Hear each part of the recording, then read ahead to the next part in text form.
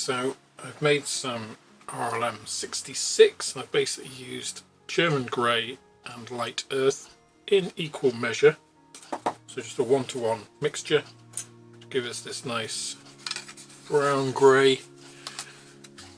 It's a dark grey with a brownish tint.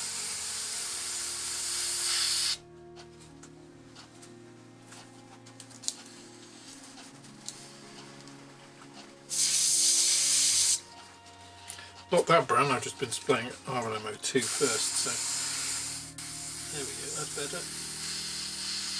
And obviously I've lightened it a little bit.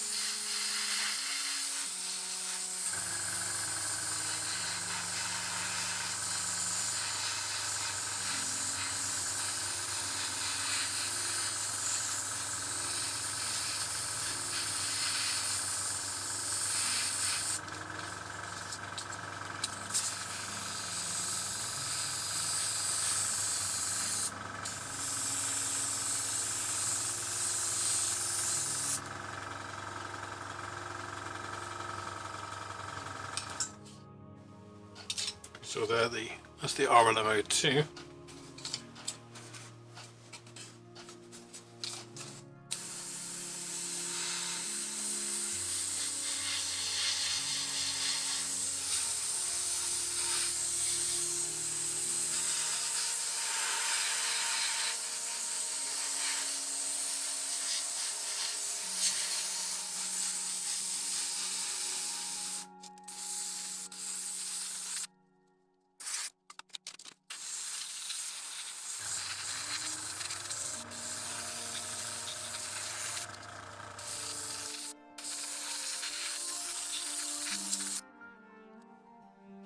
Now I have also put Vallejo chipping medium on this.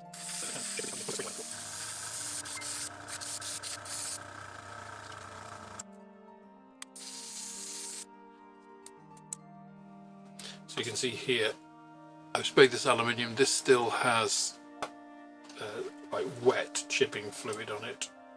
It just needs to...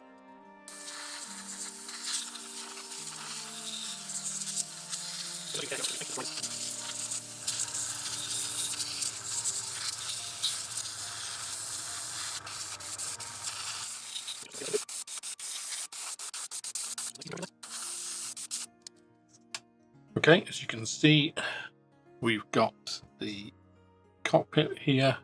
I have done a little bit of scratching on here. I wanted a nicely worn 109 that's been well used, and because we got the Vallejo chipping fluid, it was just a matter of using this sort of wet wooden skewer that just allows you to kind of scratch it a little bit with a little bit of moisture. Just activates the chipping layer. Just allows you to take off little bits where you want to. So now you won't see a huge amount of this, and obviously this is just the base chipping. I've kind of taken bits off where, you know, the legs would go through, the feet when you come in and kind of get into the cockpit here, and you know, just kind of used a same sort of motion that you would use with your feet, you know, catching on these things just to kind of get the level. Important thing is not to do too much, otherwise it looks a bit comical. But as I say, this is only the first layer of weathering we're doing on this. So here you can see one of the sides of the cockpit. So again, just a matter of, you know, scratching little pieces, just where, you know, switches have constantly been switched and caught on the side. You know, you just have to think about how the cockpit might have been used to kind of get the idea of it. I've taken some off this hose. I mean, some of these pieces will be painted as well, so I'm not worried too much about some more of it. You know, around where the oxygen regulator here, where that might have been switched and banged against the side. You know, it's that kind of wear I'm looking at. Same on here, where we've got the trim tab, you know, just little bits around there. So that's just the basic chipping. For the cockpit, sort of outer guard, you know, here it's a matter of the edges, where obviously we've got the seatbelt mounts here, you know, stuff which is going to be constantly worn and moved around, where the pilot's going to get in and out is likely to receive a bit of wear. This less so, but still, you know, you might hold on to one side of the cockpit as you're getting in, give you a little bit of wear. So that's the kind of effect I've gone for there. Next thing I'm going to do is I'm just taking some German grey here. I'm just going to put a little bit of that in this little cup. Going to dilute that down with some, it's just water with about 20% ethanol in. So it just breaks the surface tension. So I want a nice, this is quite thin. And the reason I'm doing that, we're going to get a piece of paper here, just protect our surface a little bit here. Again, I'm going to get our little wooden stick. And what I'm going to do here is I'm going to use this and just flick like that, just to create some random darker spots across the cockpit.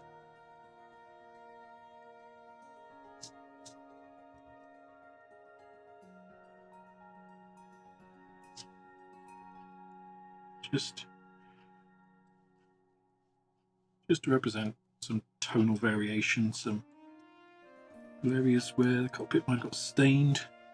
And this is really quite subtle. It should be quite subtle.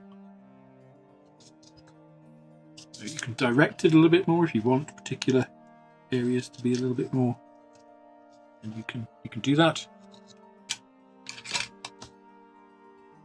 Again, this is before I'm just on the sort of base coat of this.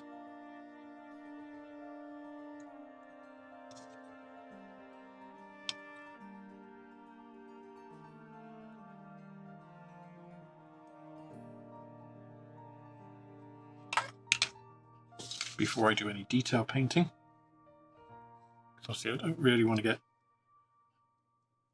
details covered in little random spots.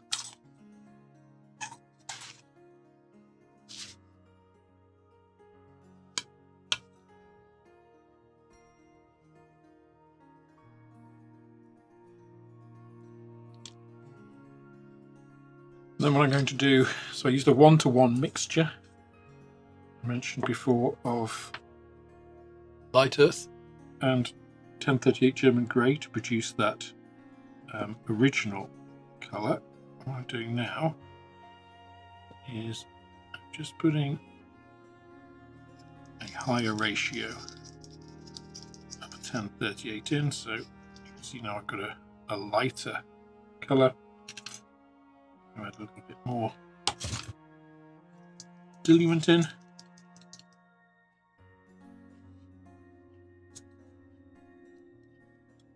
So now I've got a lighter colour. Actually, it's it's like a very dark RLMO2. And I'm going to do the same thing. Just create some tonal variation.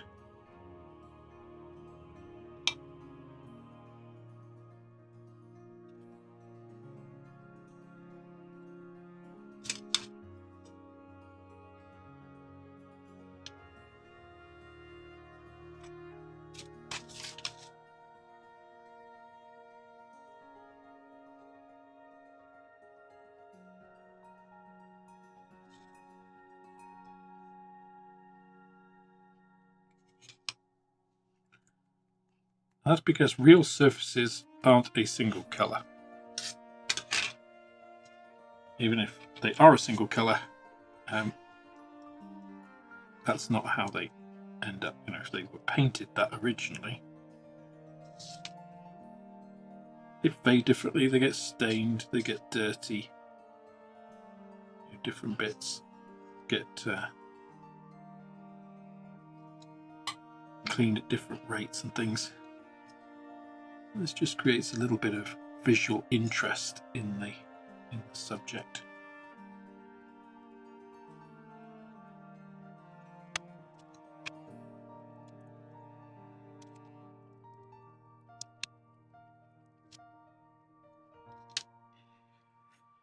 Okay, that's that.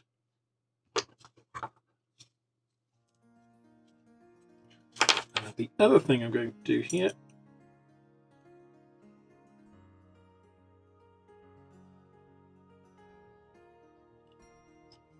is, again, just using that same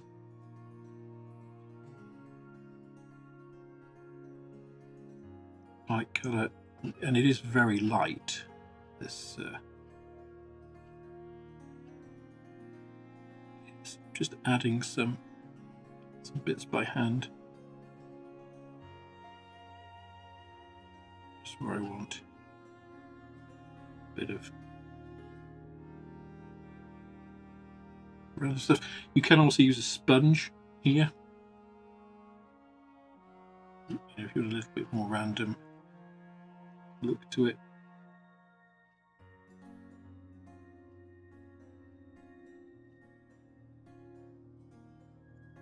Really, it's very much up to you.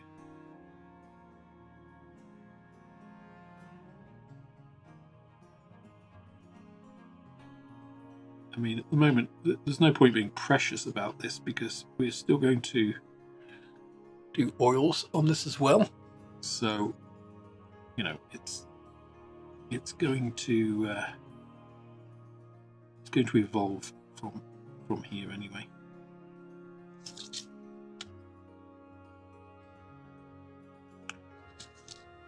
Point is to create some visual interest, to create a little bit of tonal variation, make it look a little bit more interesting.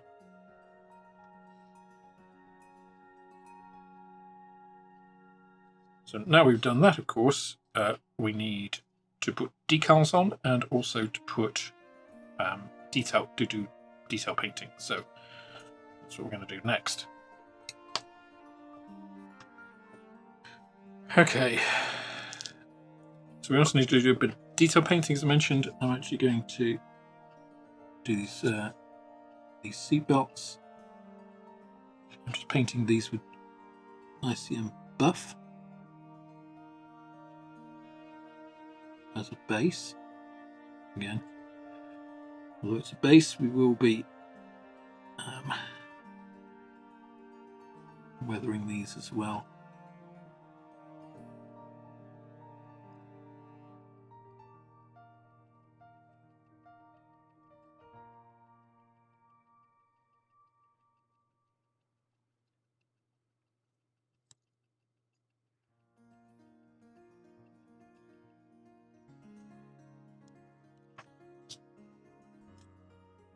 For this trim wheel, the outer was just wood, and I'm going to do that in 1031.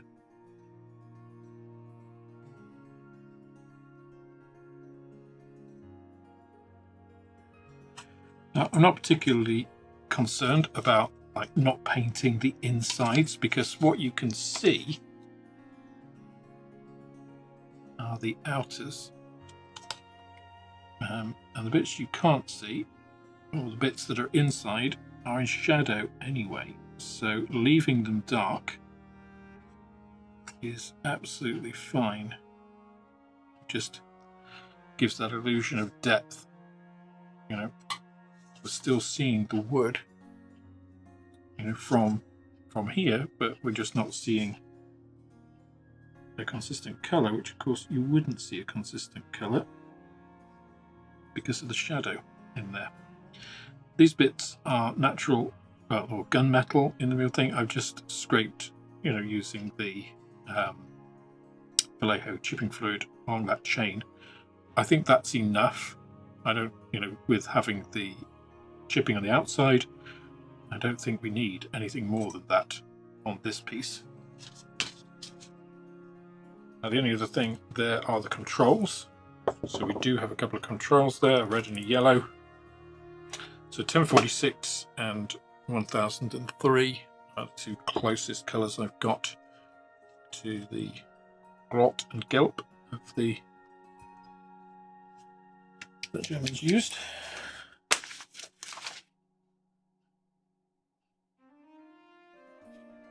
So the smaller throttle lever on here is red.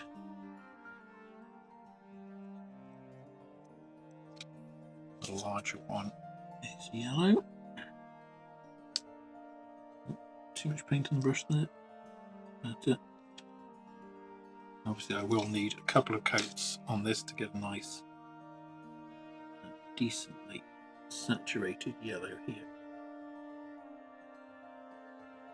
Obviously we are going over RM66. This one down here is also yellow.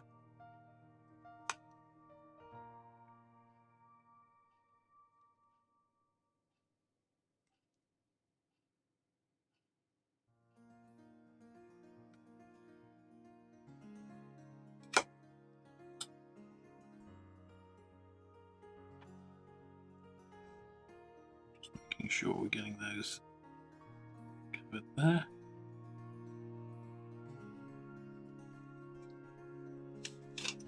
Again, I'll come back and do those again once they are dry. Okay, so whilst I really like these seat belts, there are a couple of bits that you can improve on them, I think, and that is simply by drilling out these pieces at the end. So this is the native one, if you like, one that Airfix supplies, but of course the actual ones only had the loop of metal. So I think you can actually make this better by drilling that out. And then again on the top here you have a similar piece where it's just a little bracket, and I think drilling that out just can add a little bit to it. So I just used a 0.5 drill bit here, and I'm not using anything mechanical or electronic here, just using the action of the drill bit itself. That's enough to get it through. Somebody was asking about these drill bits. I do sell these drill bits, I have them on the website. If I remember, I'll try and put a link into those on the video as well.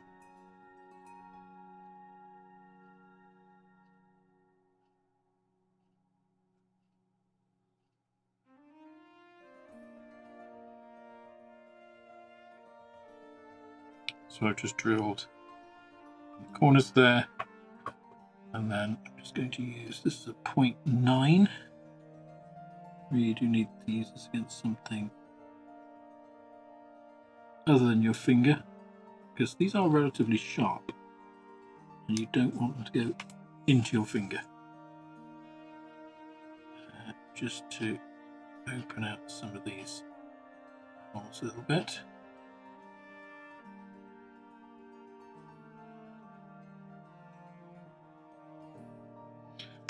And then once that's done, I'm going to cut across between them.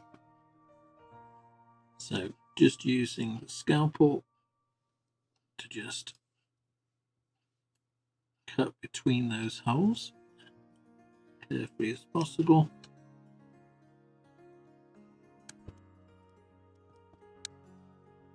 There we go.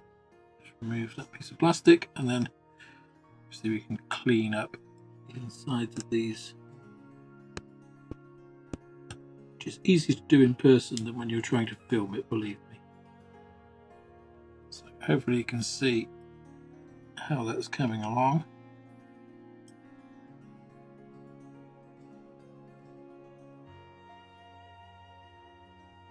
That's pretty much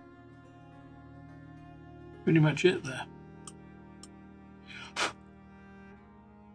So we can clean up the backside a little bit too.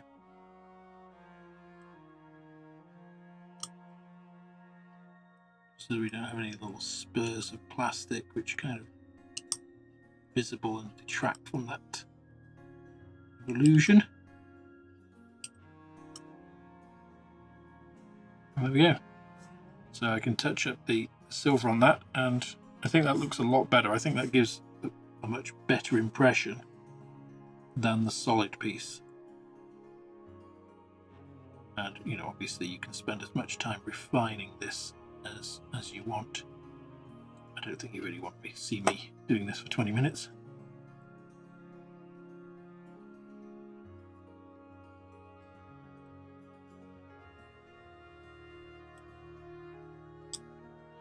But again, I think with these pieces, once they are weathered and, you know, painted up properly, I don't think there's any need for aftermarket with these. I think they look pretty good.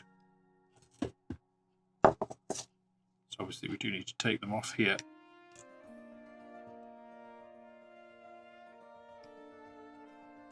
To make sure we can do the painting.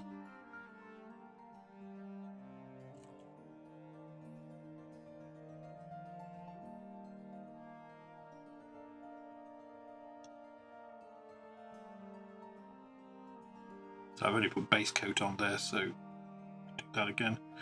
And I'm just going to do the same thing at the top here, just to give us that little triangular attachment point. Now, from the decal sheet, this is actually what I'm going to be using. So these are all the common and particular decals for Scheme E. So you can see it's less than half of the overall decal sheet. So we do get some very nice spares. But of all of this, of course, these are the main decals. So what I'm going to be using for the next few minutes are the ones for the engine, and then all of those for the cockpit and instrument panel. So that's what I'm going to get on with now. Okay, next up are decals, and obviously we're going to start with the instrument panel. I'm going to start from the top and then work down so I don't end up messing up things that I've already done. So we're going to start with 13 and 16 here.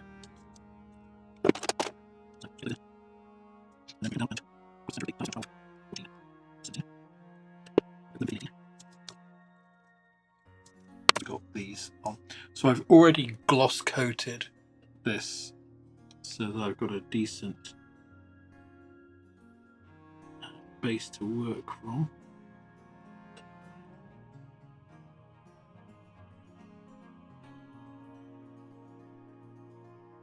Again, I'm using about 20% ethanol water mixture here, which just helps with softening the decals a little.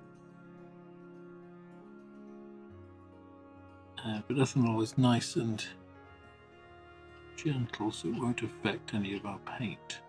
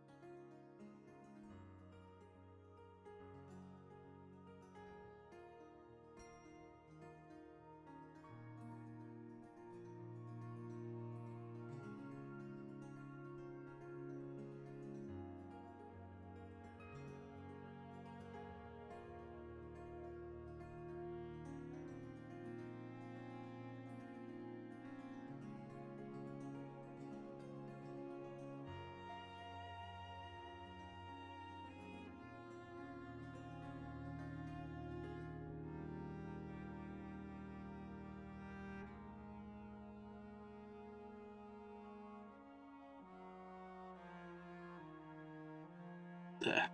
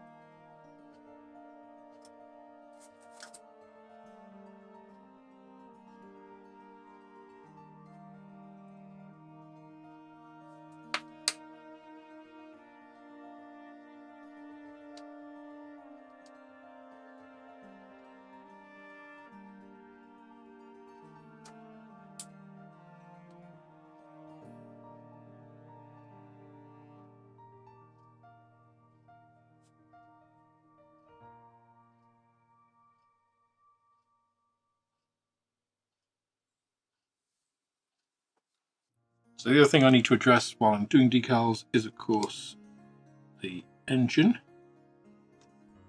And I'm going to do this in much the same way as I've done everything else here. So we're going to put this big DB605A piece on the top here.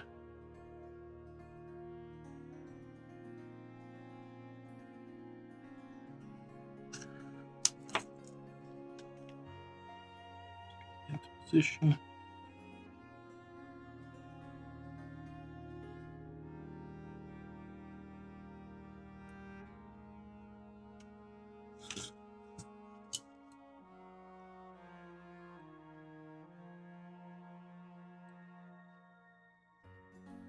So we've already got these ones on the side here. These are specific for the actual airframe that you're going to do.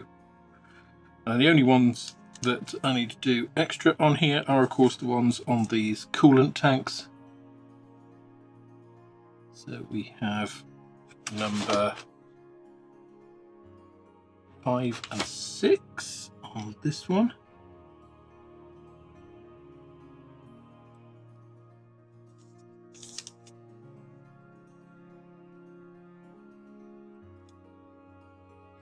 Five goes on there, 6 goes on there.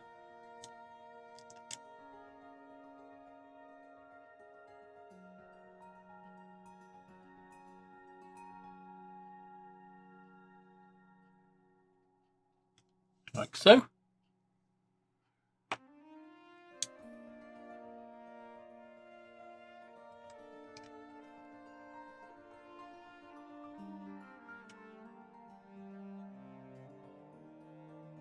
We've got 2.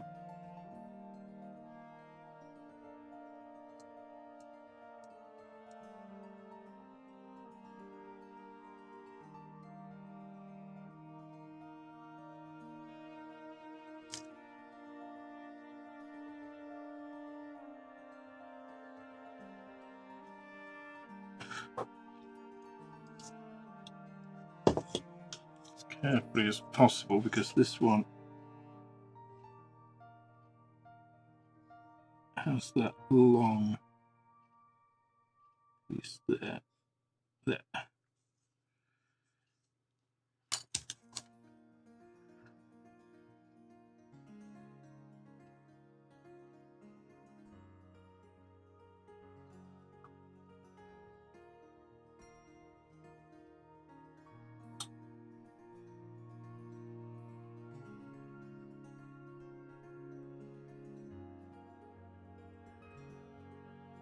There we go. Now, of course, if that was actually primed and that paint had come off, that would also take that off, but I can't do anything about that until after the decals have actually dried.